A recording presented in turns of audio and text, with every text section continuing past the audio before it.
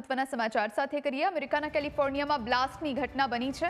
એફબીઆઈએ વિસ્ફોટને આતંકી હુમલો ગણાવ્યો। વિસ્ફોટમાં એકનું મોત નીપજ્યું છે જ્યારે 4 લોકો ઘાયલ થયા છે।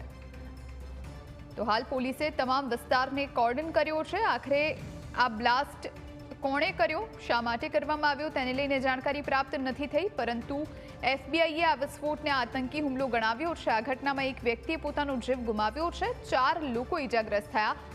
જો કે કઈ જગ્યા પર આ બ્લાસ્ટ થયો છે એ પણ જાણી શકાયું નથી, પરંતુ એક જનરલ સ્ટોર જેવી જગ્યા જોવા મળી રહી છે। આ દ્રશ્યો સામે આવી રહ્યા છે।